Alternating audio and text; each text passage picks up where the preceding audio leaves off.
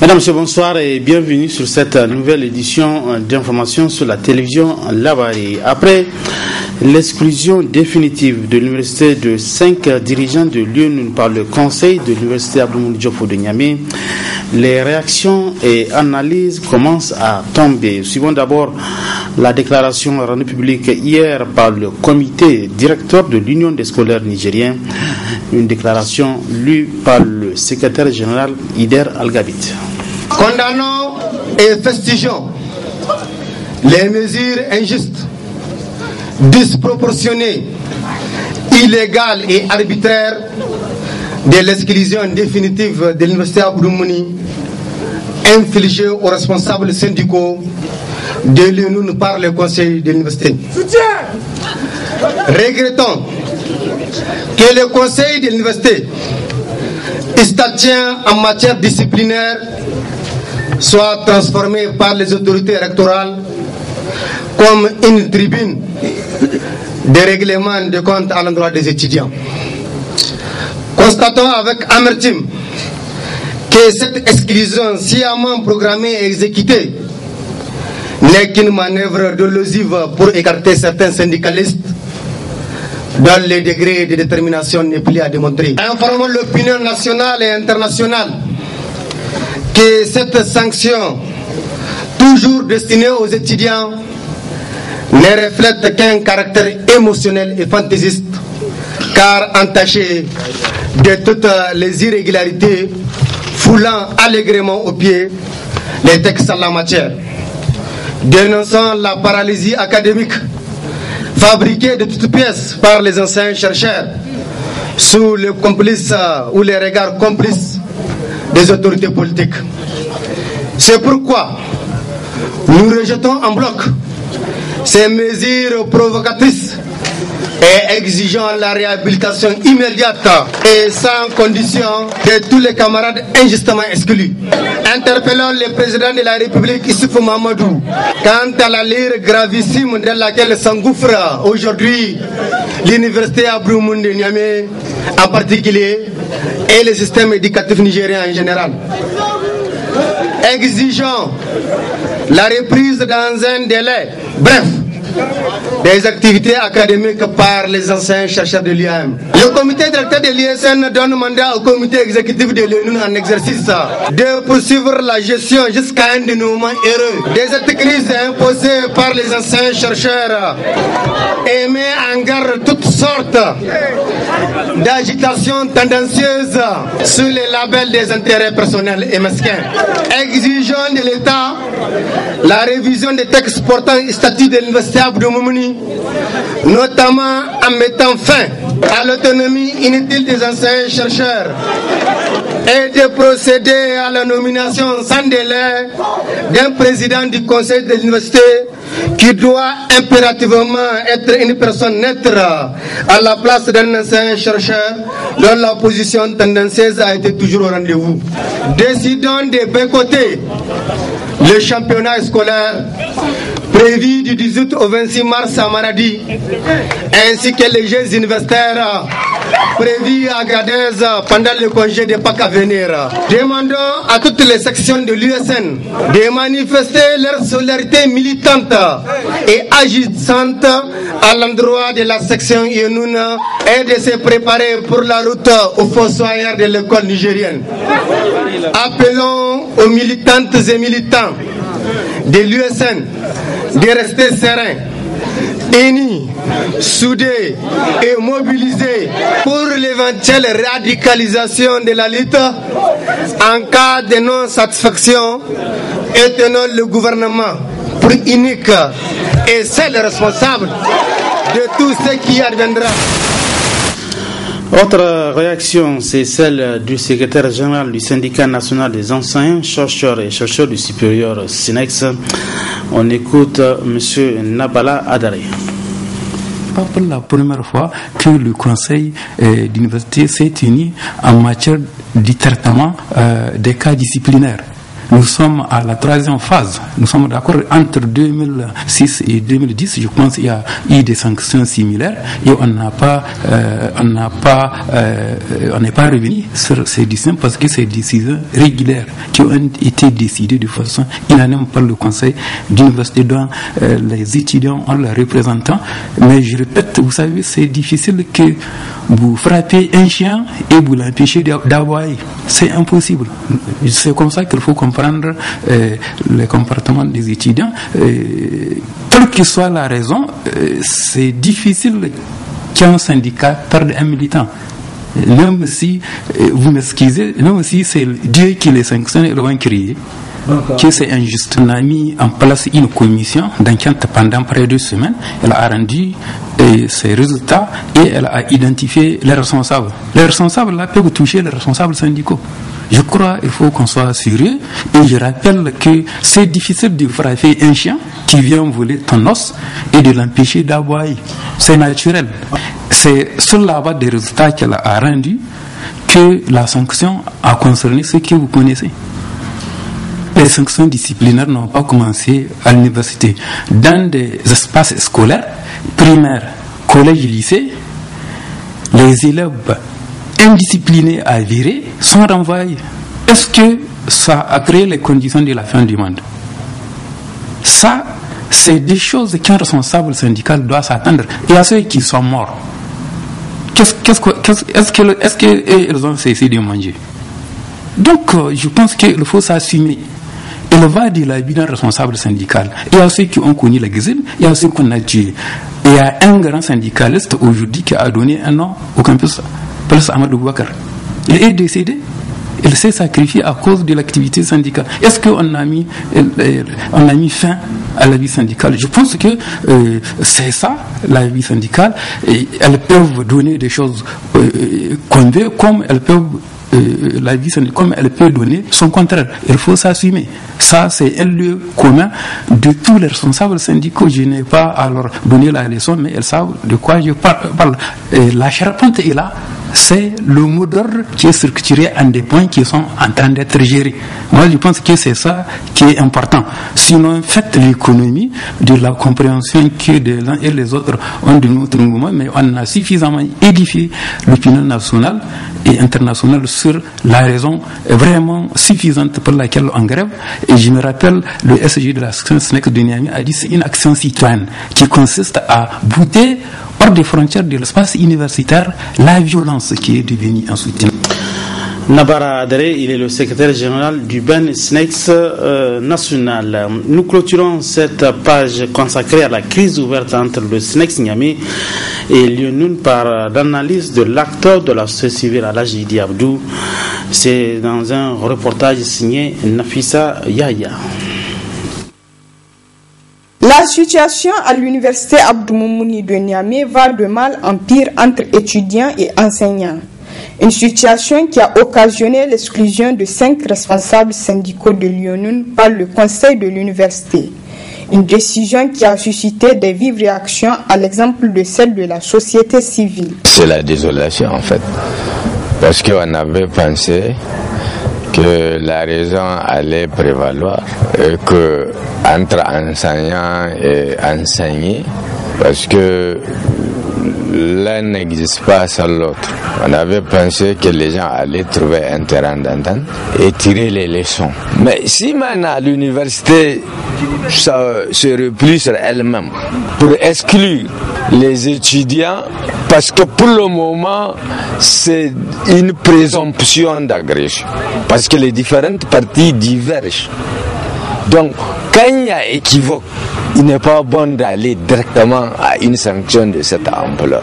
Pour moi, je pense que les gens ne sont pas prêts à ce que l'école publique marche. Les étudiants qu'on a inscrits, c'est le SG, son adjoint, mais sur quelle base?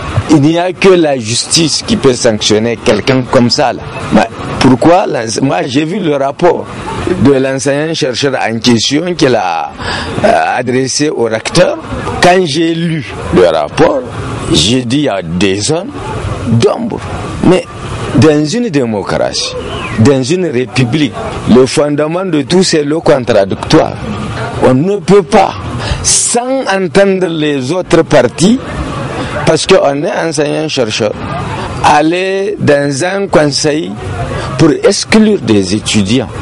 El Hadji Idi Abdou a par ailleurs invité le gouvernement nigérien à s'intéresser à ce bras de fer qui n'a que trop duré et dont les conséquences sont énormes sur l'enseignement supérieur. Le SNEX s'est fait justice à travers le conseil de l'université. Et ce n'est pas de nature à favoriser le rapport entre étudiants et enseignants, et ce n'est même pas de nature à créer les conditions pour que l'école publique fonctionne. Ceux qui sont appelés à respecter les lois et de les faire respecter. Le gouvernement a le devoir d'intervenir. Il faut que le gouvernement, il ne peut pas être spectateur, non. Le gouvernement forcément doit intervenir pour ramener l'accalmie au niveau de l'université et en général au niveau de l'école publique.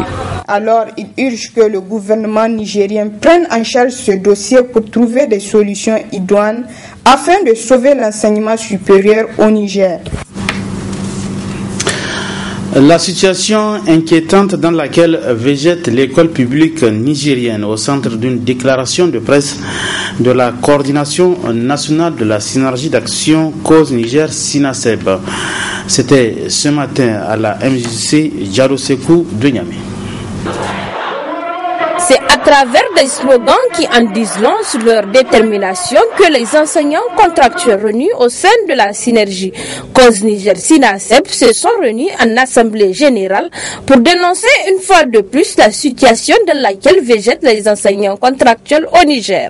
La coordination nationale de Cause Niger SINASEB condamne avec la dernière énergie la persistance du retard dans le paiement des véhicules des enseignants contractuels, le non-respect des engagements du communiqué conjoint du 13 décembre 2016, les résiliations de contrats de plus de 13 000 enseignants contractuels, dont 473 pour respect au mot d'ordre du boycott des organisations syndicales, les affectations arbitraires issues d'un redéploiement sans discernement des enseignants du secondaire et du primaire, la remise en cause du recrutement à la fonction publique de certains enseignants contractuels résiliés, soit à cette évaluation illégale.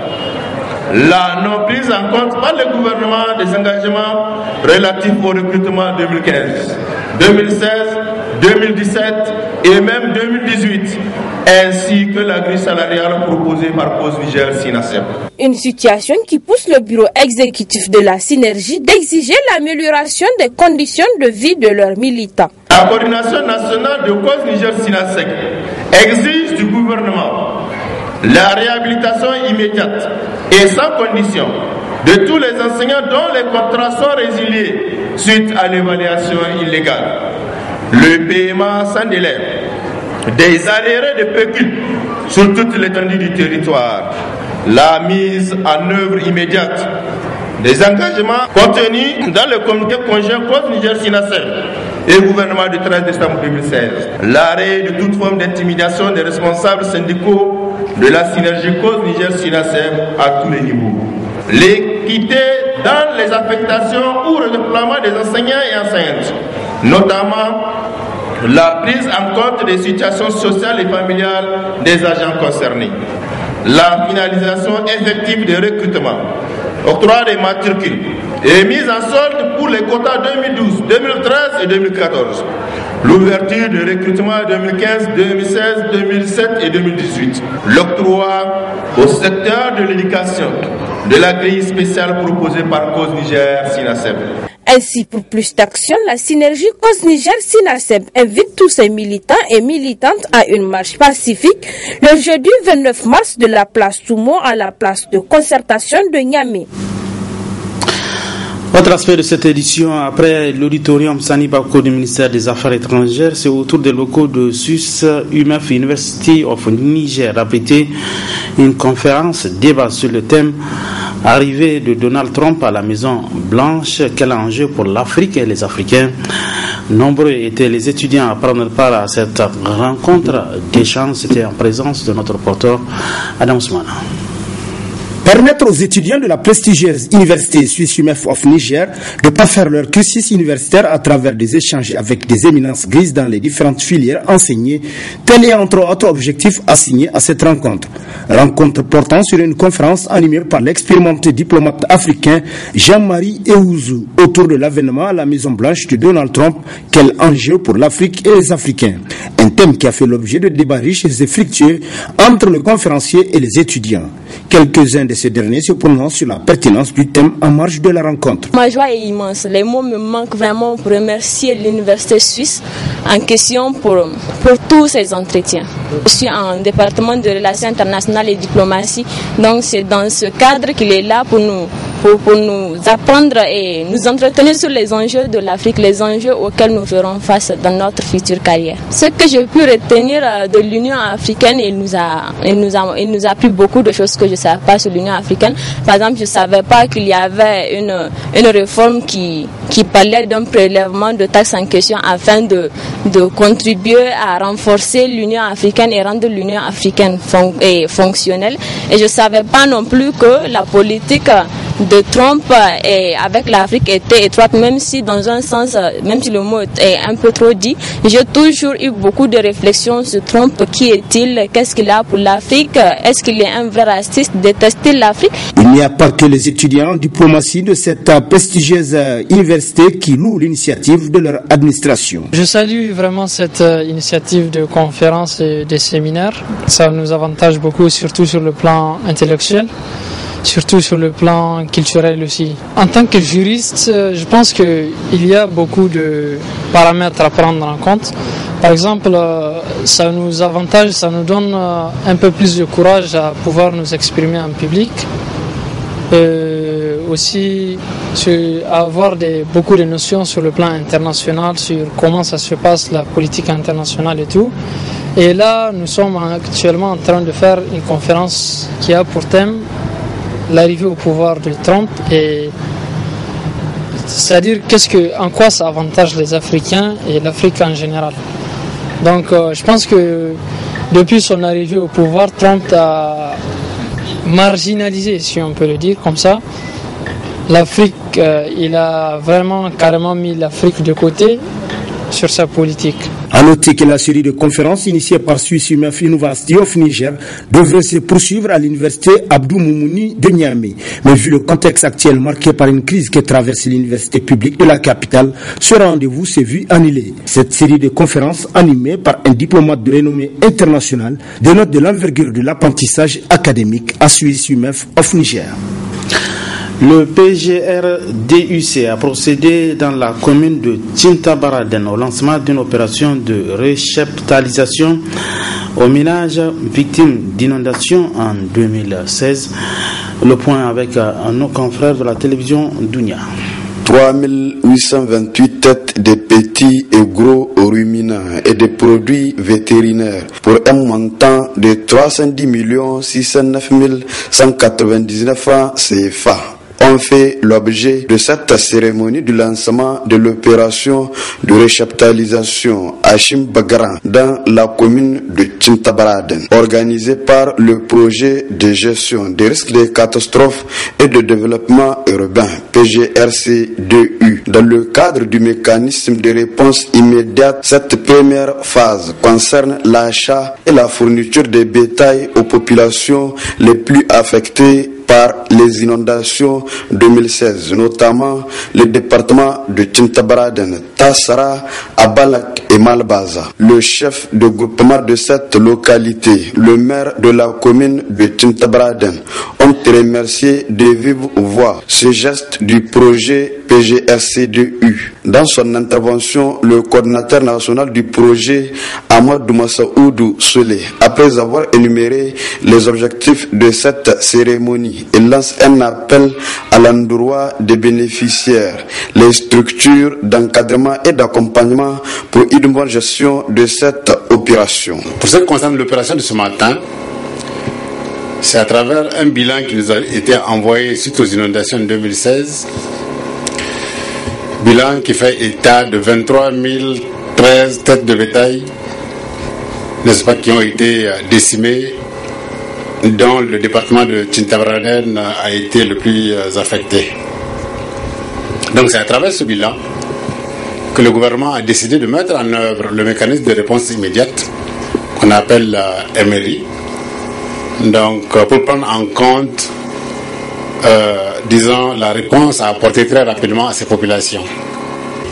Donc à travers cette première phase, il s'agira de mettre à la disposition de ces populations donc environ 3828 têtes de bétail, que ce soit les gros et les petits ruminants, ainsi que les produits vétérinaires, et un accompagnement qui est assuré par une organisation non gouvernementale, n'est-ce pas, qui a été recrutée à cet effet. Le tout pour un montant de 310 609 199 francs. Cet appui vient à point nommé du moment où l'on sait que l'élevage occupe une place importante dans l'économie nigérienne, a indiqué le gouverneur de la région de Tawa, en saluant cette initiative du projet de gestion des risques de catastrophes et du développement urbain dans son discours de lancement de cette opération. Le PGSRDU, créé depuis 2015, pour le Niger en collaboration avec la Banque mondiale pour venir aux aides aux ménages victimes de catastrophes naturelles afin qu'ils puissent renforcer leurs moyens de résilience. À travers le mécanisme de réponse immédiate des mairies, c'est environ 9054 têtes de bétail toutes confondues, ce qui va sans doute soulager un peu les douleurs, comme on dit, des éleveurs déjà meurtris par les effets néfastes du changement climatique. Toutes les mesures ont été prises par le projet PGRC2U pour la réussite de cette opération de récapitalisation bénéfique aux ménages victimes des inondations 2016. Les bénéficiaires ont pris l'engagement d'utiliser cette aide à bon escient. Le projet PGRC2U intervient dans plusieurs domaines pour améliorer les conditions de vie des populations victimes des catastrophes naturelles. Enfin, il faut retenir que les bénéficiaires ont reçu chacun 10 têtes de bétail. Retour à Niamey et direction l'hôtel Solis qui a servi de cadre ce matin pour la réunion de coordination de la lutte contre le trafic illicite des migrants. Les ministres des Affaires étrangères et ceux de l'intérieur de plusieurs pays ont pris part à cette rencontre présidée par le ministre nigérien de l'Intérieur Bazoum Mohamed. Le compte rendu avec Hassan Saleh Moussa. L'Afrique et le reste du monde plus que jamais déterminés à lutter contre le trafic illicite des migrants et la traite des êtres humains. Une réunion dite de coordination s'est tenue ce vendredi à Niamey en présence des représentants des pays africains, notamment subsahariens. Après une journée d'intenses travaux, une journée d'échange et de partage, les participants ont rendu un communiqué conjoint. Renforcer les cadres législatifs nationaux en matière de lutte contre le trafic illicite et la traite des êtres humains. 2. Renforcer les outils nationaux de lutte opérationnelle contre le trafic illicite des migrants et la traite des êtres humains et mieux coordonner ces outils nationaux au niveau régional. 3. Renforcer les capacités techniques et matérielles des forces de défense et de sécurité en charge de la lutte contre le trafic illicite et la traite des personnes dans les pays d'origine et de transit. 4. Renforcer la coopération judiciaire. 5. Renforcer le contrôle des frontières. 6. Protéger les migrants irréguliers et les victimes de la traite. 7. Assurer le développement durable et la promotion d'une économie alternative pour la maîtrise des flux migratoires. Et enfin 8. Assurer le suivi des engagements. Le Niger, qui assure la présidence du G5 Sahel, veillera au respect des décisions et engagements pris. Nous avons en particulier au point 8 décidé de mettre en place un système qui servira de mécanisme de suivi pour la mise en œuvre des recommandations importantes que nous avons préconisées. Il nous reviendra en effet de définir ces mécanismes-là. Cette réunion, nous l'avons tenue dans le cadre de la présidence en exercice du G5 Sahel, la présidence du Niger, Nous avons déjà eu plusieurs rencontres dans ce que nous avons appelé le format Europe centrale. Nous avons de tas de réunions de ce genre qui doivent ne plus se télescoper et nous devons mettre en harmonie nos engagements, notamment à travers des structures appropriées. Cette réunion de Niamey s'est déroulée en présence des organisations sous-régionales et européennes qui se mobilisent pour travailler en synergie avec les pays africains et européens pour lutter contre le trafic des migrants qui ont pour destination l'Europe via le Sahara. Dernier aspect de cette édition, et nous allons parler de la célébration hier 15 mars à travers le monde de la journée internationale des consommateurs. Une occasion saisie par les défenseurs des consommateurs d'entretenir le public sur l'importance de cette journée pour les consommateurs. Le reportage est signé Abdelrazak Léo. Dédié aux consommateurs, le 15 mars est célébré dans tous les pays du monde entier. Ici au Niger, cette journée est mise à profit par le mouvement pour la promotion d'une citoyenneté responsable MPCR pour échanger avec ces consommateurs afin de les prévenir des dangers qui menacent leur santé à travers la consommation de produits qui surplombent le marché dont la qualité laisse à désirer.